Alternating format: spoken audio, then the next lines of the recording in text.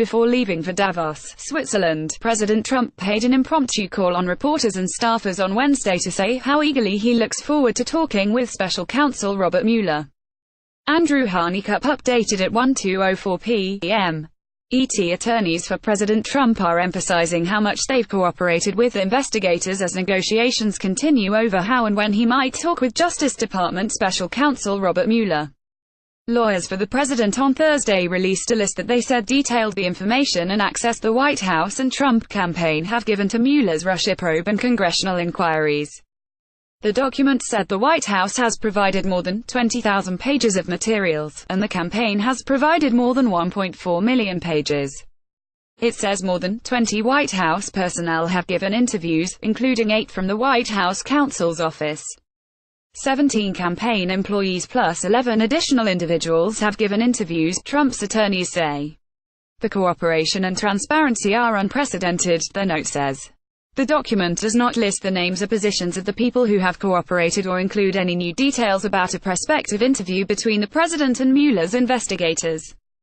Trump surprised reporters and staffers Wednesday evening when he came into a briefing at the White House and said that he was looking forward to talking with Mueller and that he would do so under oath.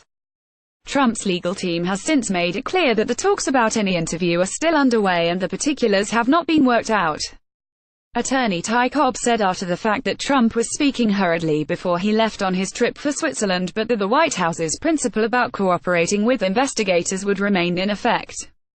Mueller has been approaching the president gradually with interviews that progress ever closer from the outside, including with Attorney General Jeff Sessions and CIA Director Mike Pompeo. Former FBI Director James Comey, whom Trump fired last year, precipitating Mueller's appointment, also has talked with the special counsel's investigators. Comey has said Trump asked him to lay off the case of former Lieutenant Gen. Mike Flynn, Trump's former national security advisor who has pleaded guilty to lying to the FBI.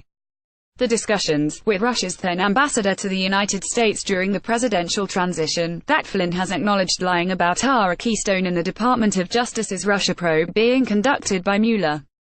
Mueller is investigating whether Trump tried to frustrate the FBI's investigation into whether his campaign may have conspired with the Russians who attacked the presidential election in 2016 and, if so, whether Trump or anyone else broke the law. The White House has given investigators 1,601 documents totaling 5,079 pages about Flynn and Russia, according to the document released on Thursday. It has given 1,245 documents totaling 7,799 pages. Trump told reporters again on Wednesday evening that there's been no collusion whatsoever. There's been no obstruction whatsoever. The president has gone back and forth on whether he accepts that the 2016 Russian attack took place or whether it's a hoax ginned up by Democrats to provide an excuse for Hillary Clinton's loss, and, therefore, the subsequent investigations are a witch hunt, in Trump's view. Most recently, the White House's position has been that Trump accepts that there was a campaign of active measures, as spies call them, by the Russians against the United States during the 2016 election cycle. White House Press Secretary Sarah Huckabee Sanders also said this week that Trump does not dispute the conclusion of the U.S. intelligence community that the Russian campaign's aim was to help him win. A former Trump campaign foreign policy advisor, George Papadopoulos, has pleaded guilty to lying to the FBI about the overtures he received from Russians who offered dirt on Clinton and off-the-record meetings between then-candidate Trump or other campaign leaders and top Russians. There also were other contacts between Trump aides and Russians who offered help, including a June 2016 meeting at Trump Tower that included Trump's son Donald Trump Jr., son-in-law Jared Kushner, and then-campaign chairman Paul Manafort.